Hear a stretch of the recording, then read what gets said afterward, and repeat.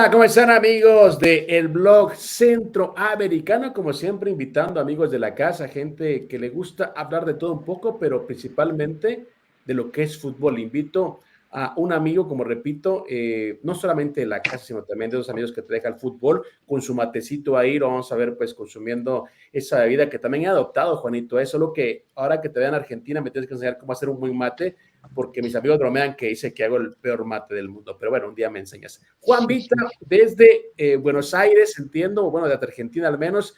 Juan, ¿cómo estás? Bienvenido al blog centroamericano. Hola Cristian, ¿cómo estás? Por acá todo muy bien, muchas gracias por la invitación.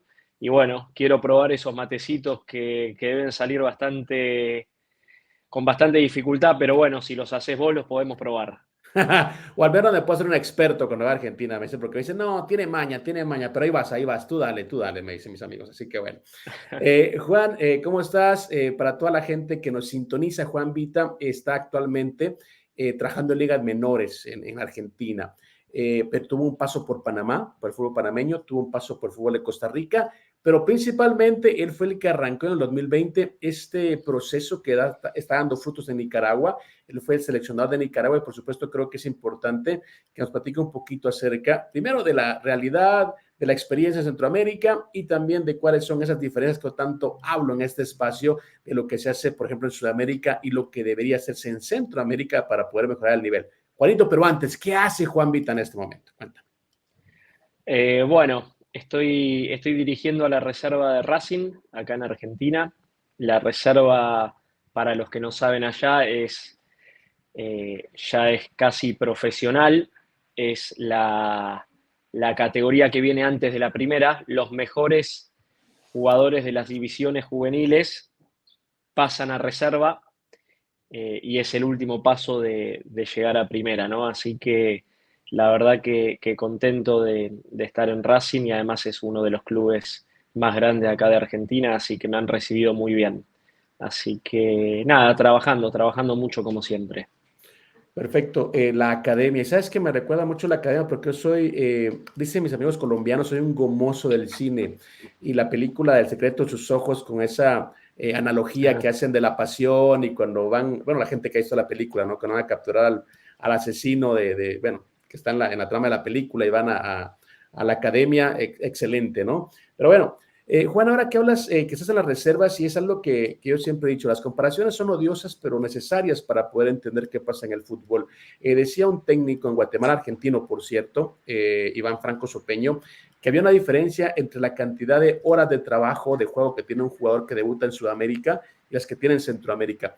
¿Cuántas horas de trabajo, de juego debe tener un jugador en Sudamérica para que pueda debutar? O al menos, ¿cuál es el promedio que tienen cuando debutan? Claro, mira, no es tanto las horas de trabajo, sino la cantidad de años de formación.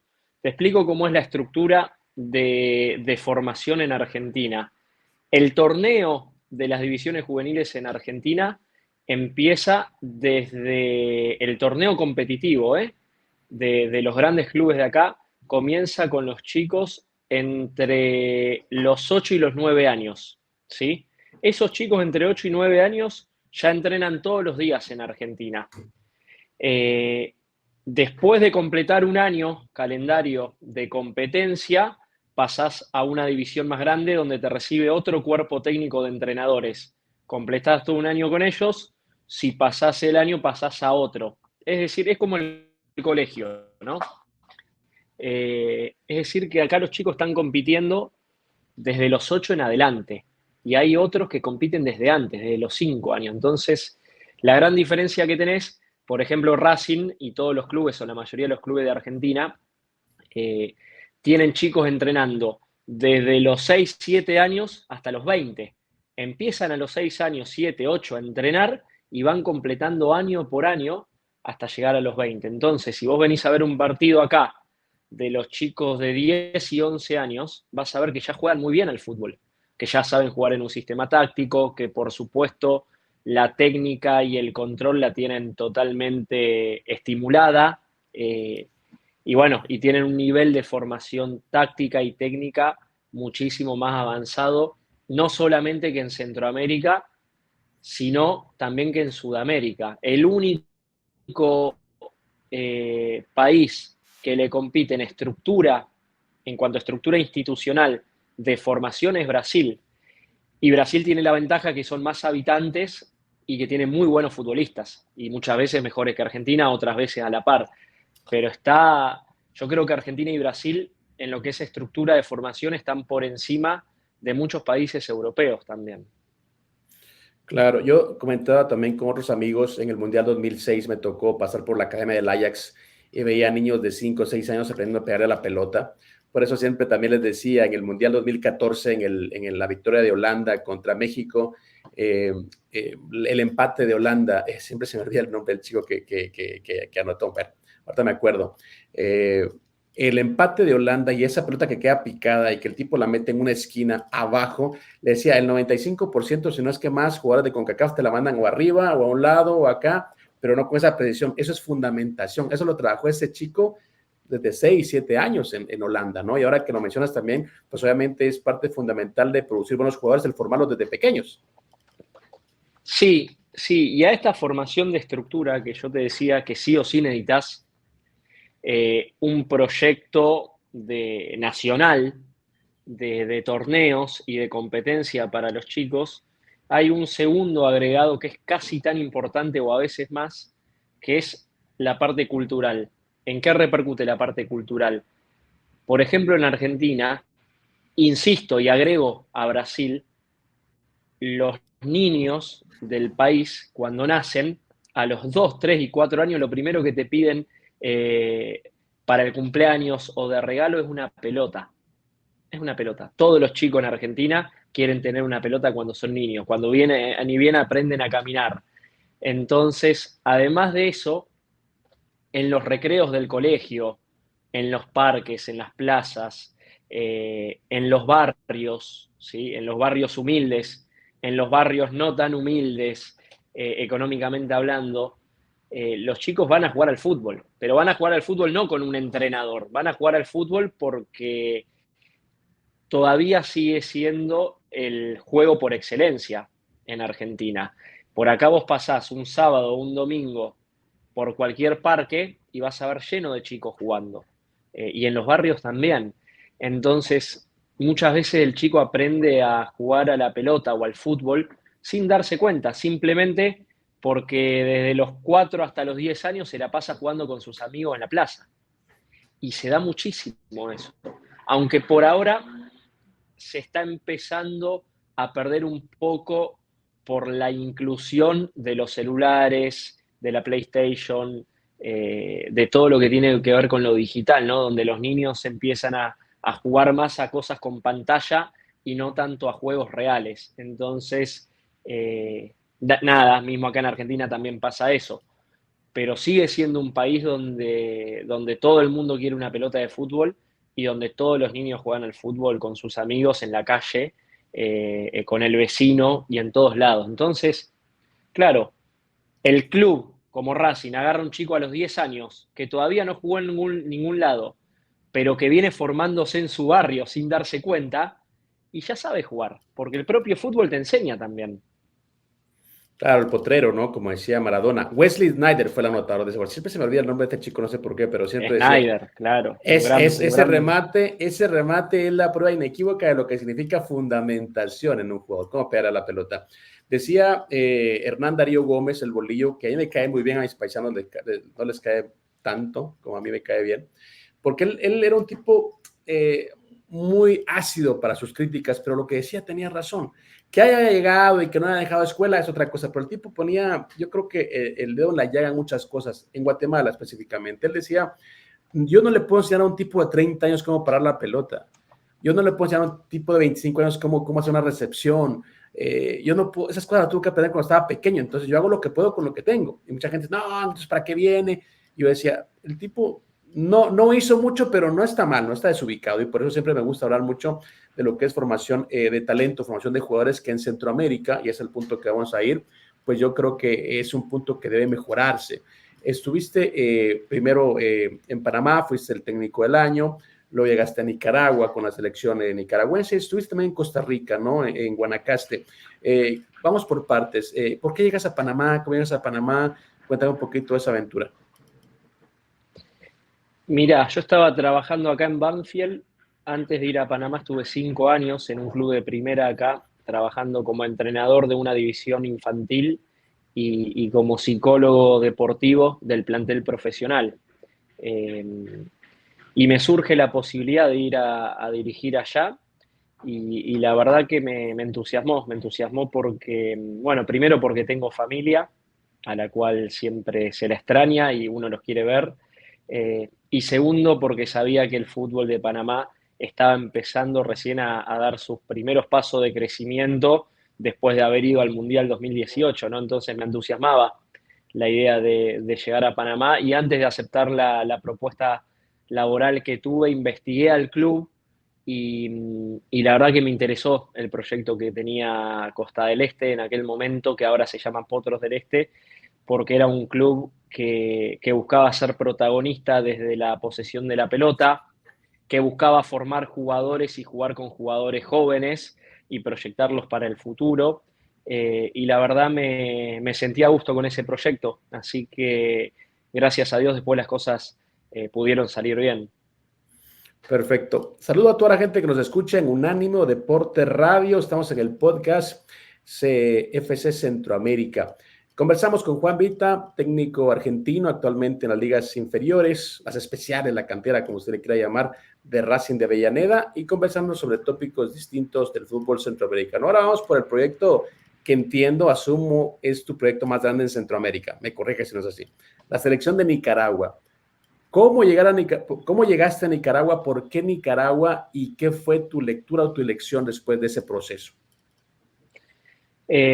Bueno, lo mismo, estaba en Panamá después del proceso en Costa del Este y, y la verdad es que cuando tuve la propuesta de ellos me interesó. Fue mi primera experiencia en una selección nacional. Se venían las eliminatorias para el Mundial de Qatar. Me acuerdo que yo en ese momento tenía propuestas para ir a Honduras, para ir a Guatemala o para seguir en clubes de Panamá, pero la verdad que el dirigir una selección nacional me entusiasmó muchísimo, más que se venía enseguida. Yo agarro en junio o julio y enseguida se venían las eliminatorias en época de COVID.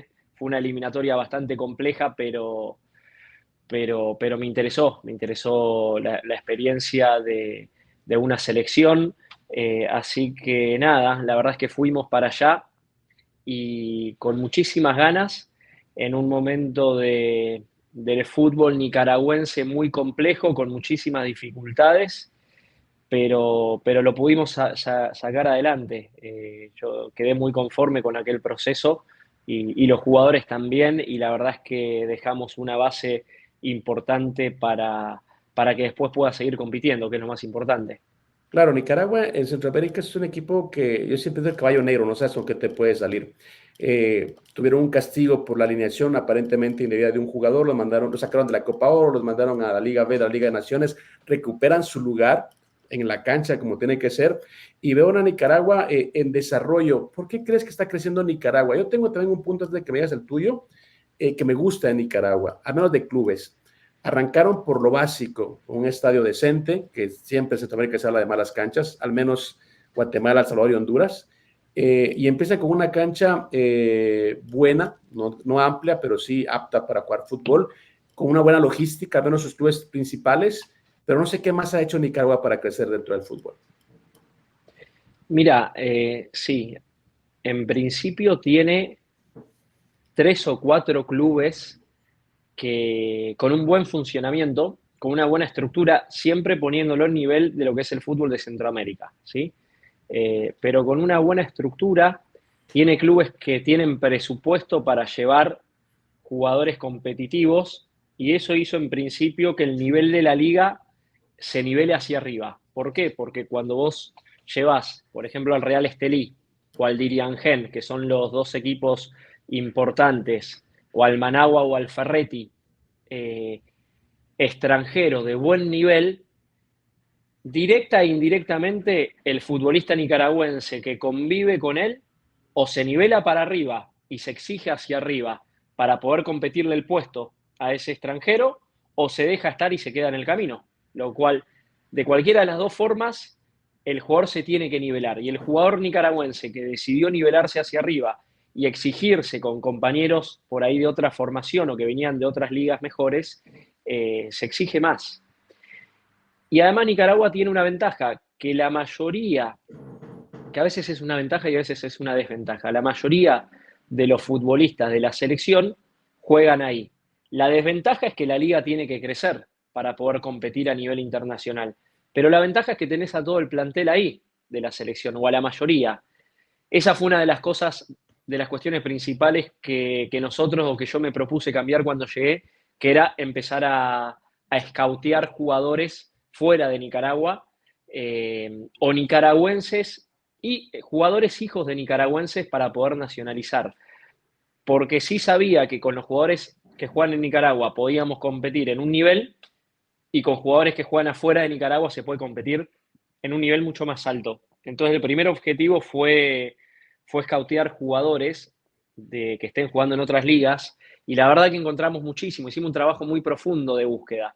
Encontramos muchos jugadores en Costa Rica que no se sabía que eran hijos de nicaragüenses, encontramos jugadores en Estados Unidos como Jacob Montes que ahora está en el fútbol brasilero, imagínate, encontramos a un jugador, Matías Belli, que estaba en la Liga de Noruega, en Europa, lo cual fue una revolución porque Nicaragua no tenía ningún jugador en Europa en ese momento. Bueno, estos dos jugadores, uno de la Liga Brasilera y otro de la Liga de Noruega, hoy por hoy son los jugadores, o uno de los jugadores más importantes, y hicimos una búsqueda profunda. Nos encontramos con más de 30 jugadores con la posibilidad de nacionalizarse nicaragüenses jugando en Costa Rica. Y con varios nos contactamos, les mostramos el proyecto que estábamos armando, que el proyecto que yo estaba armando era para esta eliminatoria, para el Mundial 2026, más que para ese Mundial, porque si no era un proyecto muy a corto plazo.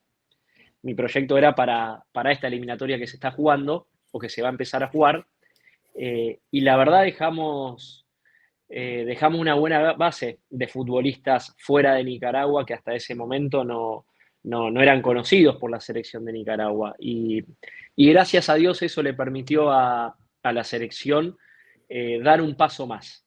No suficiente, pero dar un paso más hacia arriba, que es el que hoy yo creo que está dando y que ojalá siga así para poder afianzarse, ¿no? Exactamente, ¿no? De hecho, Nicaragua, bueno, miento, la Liga de Naciones fue donde los castigaron. Eh, Hay un punto importante con Nicaragua que bien lo mencionas.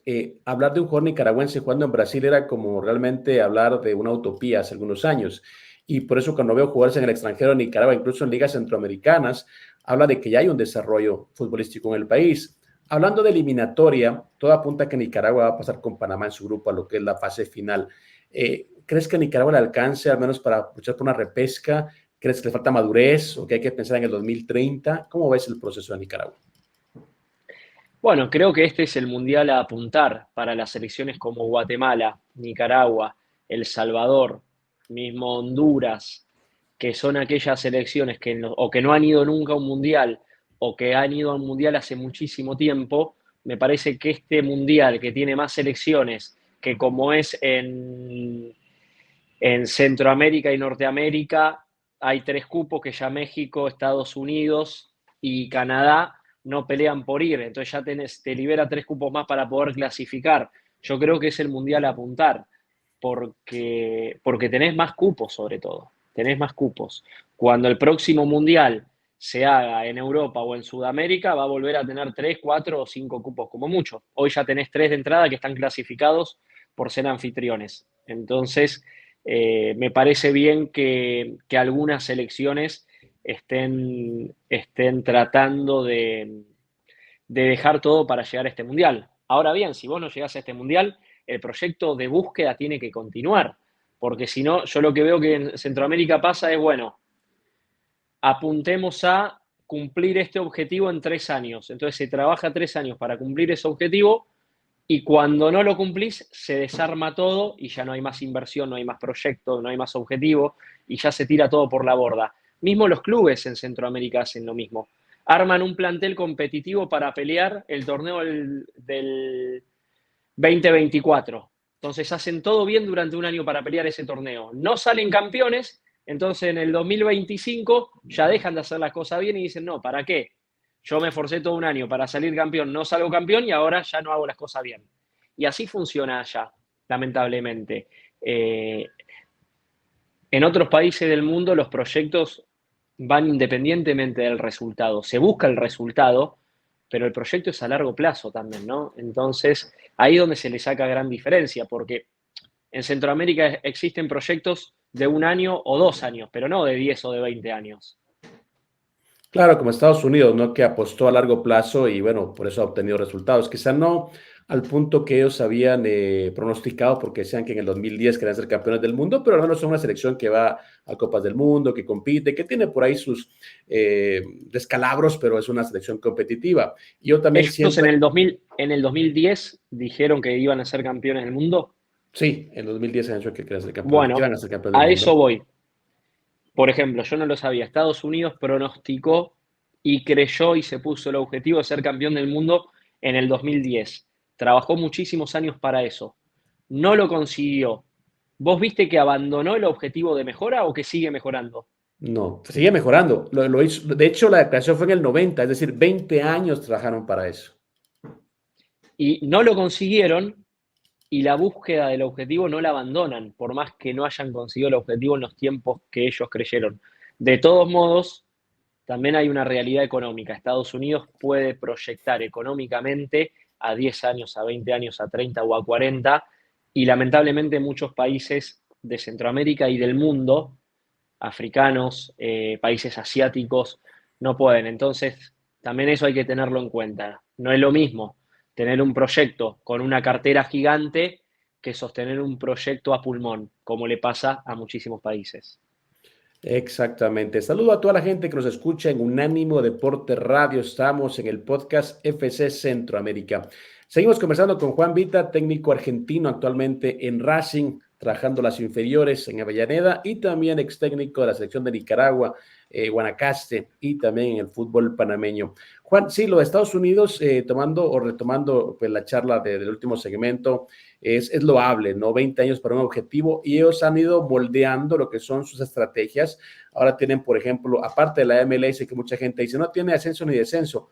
Sí, tienen razón, la MLS la manejan como las otras ligas que tienen la NBA, la NFL, porque lo es más comercial que deportivo, pero agregado a eso tienen el MLS Next, creo que se llama el torneo, donde están todos los juveniles, que es como las inferiores y la mayoría de esos jugadores tienen ya un contrato o un precontrato con equipos de Europa. Entonces, siguen formando jugadores y los que no encuentran, pues acomodan la liga, se van simplemente a Europa, que también es un crecimiento. Sí, sí, totalmente, totalmente. A ver, ese es el proyecto de Estados Unidos. Ningún país de Centroamérica ni de Sudamérica tiene por qué copiar ese proyecto, porque además no es el único proyecto viable. Hay diferentes tipos de proyectos y creo que uno tiene que adaptar el proyecto institucional y futbolístico a las realidades culturales y económicas de cada país. Acá en Argentina no se usa el proyecto de Estados Unidos y no creemos en ese proyecto, que creemos en un proyecto propio basado en generar que en el país los niños jueguen al fútbol, que sea el deporte principal, que se juegue de una manera organizada en los clubes y se juegue de una manera muchísimo más lúdica en los barrios y en el potrero. Ese es el fuerte del proyecto de Argentina. No solamente la estructura de formación juvenil, sino el aspecto cultural. Lo que pasa es que hay países que no tienen el fútbol como primer y único deporte. Argentina y Brasil sí, es el primer deporte, no te digo el único, porque por supuesto que hay más, pero casi el 90% de los argentinos cuando nacemos queremos ser futbolistas, no basquetbolistas o beisbolistas o otro deporte. No existe en nuestra cabeza ser un niño y soñar con ser Michael Jordan, al cual es un ídolo máximo para mí. Nosotros de niños siempre decíamos lo mismo, queremos ser Maradona. Y cuando íbamos corriendo con la pelota, decíamos ahí, creíamos que éramos Maradona llevando la pelota y jugábamos a imaginar eso. Claro, yo siempre digo también que dentro del fútbol hay clases sociales, ¿no? Hay selecciones, países que tienen ya una historia, que no digo que no necesitan trabajarlo, pero ya tienen pues obviamente una materia prima establecida. Brasil, no lo veo haciendo procesos como Estados Unidos, Argentina tampoco, incluso Uruguay, ¿no? Que también ha ganado cosas importantes, pero bueno, las selecciones o países que no tienen esa tradición, esa materia prima, ese ADN, toca construirlo, y Estados Unidos, consciente de eso, creo que lo resumen todo en algo, en disciplina. Tienen una disciplina impecable y obviamente buen presupuesto para darle seguimiento. Es decir, en la MLS, ahora ha cambiado un poquito, pero en la MLS, por ejemplo, habían técnicos que pasaban 2, 3 temporadas sin ganar nada y no pasaba nada con ellos porque ellos asociaban su modelo de trabajo a la NFL, ¿no? Donde tienen proyectos de 4 hasta 5 años para una franquicia de NFL. Entonces, al principio lo hacían así, ahora un poquito menos de paciencia, pero ellos todo lo resumen en un proceso, es decir, no quieren nada inmediato, quieren construir cosas a futuro. Sí, sí, me parece bien. Yo lo que veo desde afuera del proyecto de Estados Unidos es que han logrado generar un show y a través del marketing y el poderío económico han logrado captar muchas grandes estrellas del fútbol mundial, eh, pero creo que todavía no logran lo más importante y lo más difícil, que es el cambio cultural, que es llenar los estadios, que es que juegue la selección de Estados Unidos por Copa América y el país se paralice para ver todos el partido de la selección nacional. Acá en Argentina o hasta en Brasil o en Uruguay o en Chile juega la selección por Copa América y nosotros sabemos, por ejemplo, que mañana a la noche juega Argentina y ya todo el país sabe que mañana a la noche juega Argentina y ya todos sabemos dónde vamos a mirar el partido, con quién nos vamos a juntar, qué es lo que vamos a comer para mirar el partido. Todo. Por eso digo que hay un aspecto cultural que no se cambia ni con mucha cantidad de dinero, que es dónde está el corazón del hincha, en qué deporte está y con cuánto fanatismo está, ¿no? Claro. Retomando el tema de Centroamérica, Juan, ¿qué jugadores te sorprendieron que quizá dijiste podrían estar jugando en Europa, en Sudamérica, y no únicamente en Nicaragua, sino viste por ahí algún jugador que te pareció bueno, pero que le faltaba proyección? Mirá, hay muy buenos jugadores, sobre todo en la Liga de Costa Rica, que me parece que es la liga que aloja a los mejores futbolistas de Centroamérica. Después, uno siempre quiere y cree que el fútbol de Centroamérica está mejorando, pero también yo me encontré con una realidad que preocupa, ¿no? Cuando uno entra en comparaciones, hay una diferencia muy grande entre el futbolista de Sudamérica y el de Centroamérica, pero muy grande. Entonces, eso por un lado nos preocupaba y por el otro lado también vimos buenos futbolistas, pero fíjate que los mejores futbolistas que yo encontré, por ejemplo, en Nicaragua, uno jugaba en Estados Unidos, que después se fue a Brasil, y el otro jugaba en Noruega. Entonces, no competían en Centroamérica. Donde sí encontré muy buenos o futbolistas con mucho potencial fue en Panamá. De los países donde yo estuve, creo que Panamá tiene los futbolistas con mayor proyección a futuro. Eh, Antes que nada por el biotipo físico. Tienen una destreza atlética innata que, que los permite proyectarse como buenos atletas. Después ese atleta lo tenés que convertir en un futbolista, lo tenés que transformar en un futbolista, que es muy difícil también en Panamá porque no tiene una estructura juvenil armada y sólida para formar jugadores. Pero el futbolista panameño se ha convertido en un futbolista muy fuerte física y ahora le agrega mentalmente. Entonces, a partir de esas dos fortalezas, la física y la mental, se ha vuelto competitivo y ha roto con un prejuicio que era que el jugador panameño cuando salía al extranjero volvía rápido. Bueno, eso pasaba antes. Ahora no vuelve rápido. Ahora el futbolista panameño se fue a la MLS y está jugando, como Godoy Carrasquilla. El futbolista panameño que fue a Costa Rica fue figura, como Fidel Escobar. Hay panameños jugando en ligas europeas hace varios años, no es que fueron 6 meses a Europa y volvieron. Entonces eso te permite haber creado una selección competitiva, porque al final las selecciones son competitivas según dónde jueguen sus futbolistas, el nivel de las ligas donde juegan. Yo lo mido por ahí. Si yo tengo la posibilidad de dirigir una selección, lo primero que me fijo es dónde juegan sus futbolistas.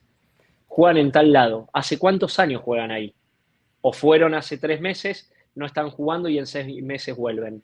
Bueno, eso ha hecho que el jugador panameño y el panameño se transforme en una selección, que es lo que está mostrando hoy en día. Y el costarricense también, técnicamente y tácticamente, es el mejor formado de Centroamérica, pero creo que después de la hazaña del 2014, 2010 o 2014, eh, se ha quedado un poco, se ha relajado y por eso las demás selecciones o algunas selecciones de Centroamérica se han emparejado con ellos. Así todo es la liga más competitiva y es donde hay futbolistas de muy buen nivel. Todo pasa por la materia prima, es lo que le digo a mucha gente que a veces se enoja conmigo en los en vivos, en donde me dicen, sobre todo la gente de Guatemala y El Salvador, ¿no? Que me dicen, es que tal jugador es bueno, ¿por qué no está en Europa? ¿Por qué no está? Le digo, mira, te voy a decir algo, está muy chaparrito. ¿Y eso qué tiene que ver? Está chaparrito, está gordito. Ah, pero ¿qué tiene que ver? Bueno, señores, hay estándares para ir a Europa, a la MLS, México, es decir, no pasa únicamente porque juegues bien o seas hábil o porque seas pues, canchero, tienes que tener algo más. Y siempre les digo, Panamá, el jugador panameño, primero fue el hondureño, luego fue el costarricense, ahora el panameño, en ese orden. Tenían biotipo diferente, eran grandes, eran hábiles, corrían, y eso obviamente les abrió la puerta a Europa. Entonces, si no tienes esas características, pues trabaja en lo que tienes, con lo que tienes, ¿no? Porque realmente no puedes quedarte como comparando lo que pasaba en los 80s, en los 70s, a la velocidad que se jugaba en ese tiempo. La gente a veces no entiende que hay un cambio al que tienes que adaptarte y bueno, en el fútbol como en cualquier instancia, te adaptas o mueres, ¿no? Claro, pero les alcanza el biotipo físico tal vez para llamar la atención de algunas ligas, ¿sí?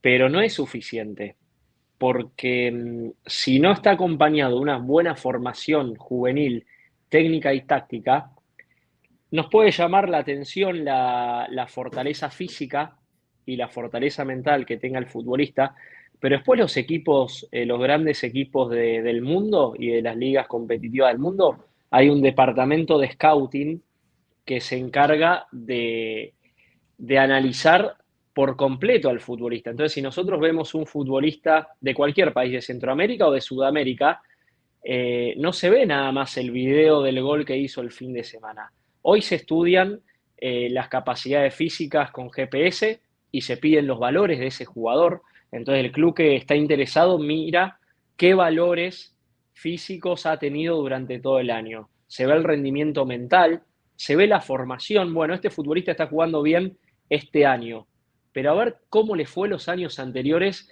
y cuál es su proceso de formación. Eh, Hoy en día hay muy buenos futbolistas en todo el mundo. Antes no había en todo el mundo. Hoy Europa tiene buenos futbolistas.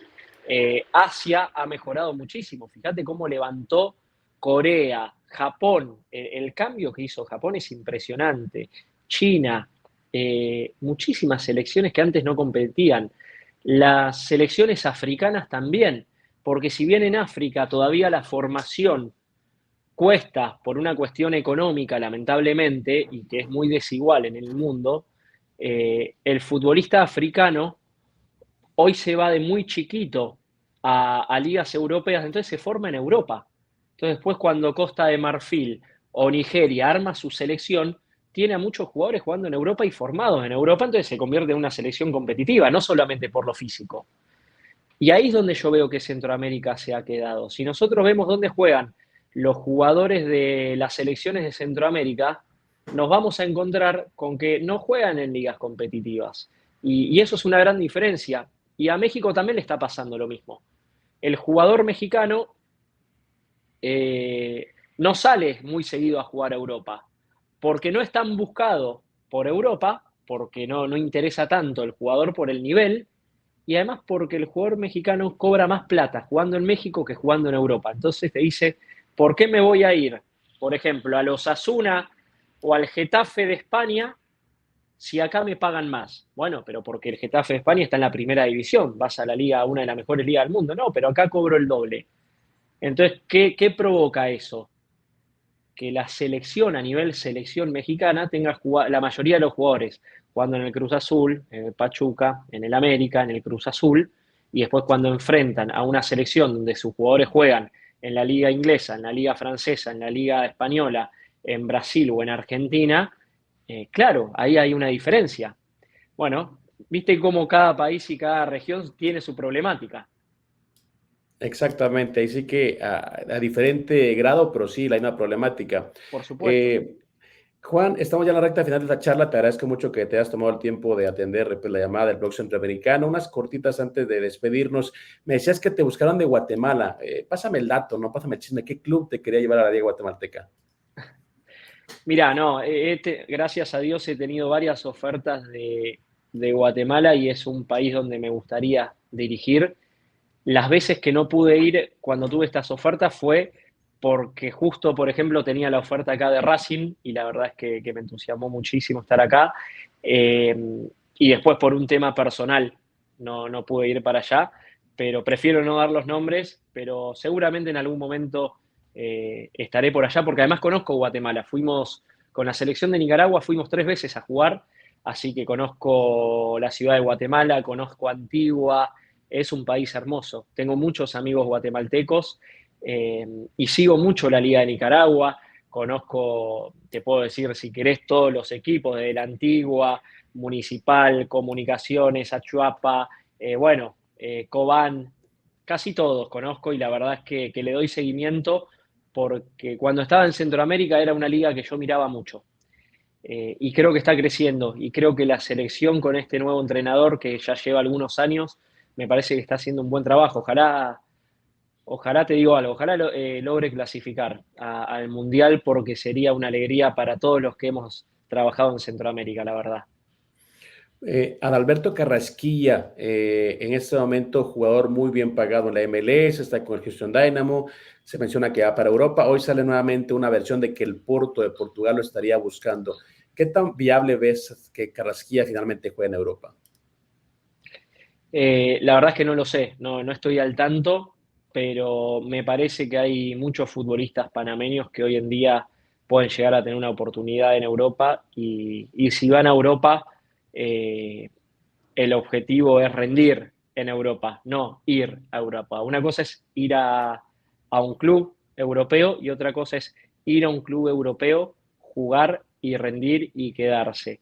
Me parece que hoy en día tanto Carrasquilla como otros jugadores panameños y también de otras selecciones merecen una oportunidad. Ahora bien, una vez que la merezcan tendrán que hacer todo y que trabajar mucho para estar a la altura, pero creo que pueden estarlo sin ninguna duda.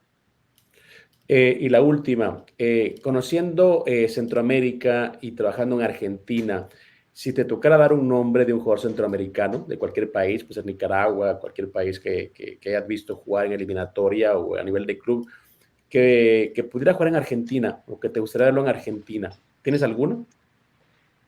Y hay varios, hay varios. Yo tuve la posibilidad de dirigir y hasta de hacer debutar, si no me equivoco, a Jaylan Mitchell, el actual stopper por derecha de la selección de Costa Rica de 19 años, que el otro día enfrentó a Vinicius y le ganó el duelo personal, aunque parezca una locura, lo hizo, lo ganó.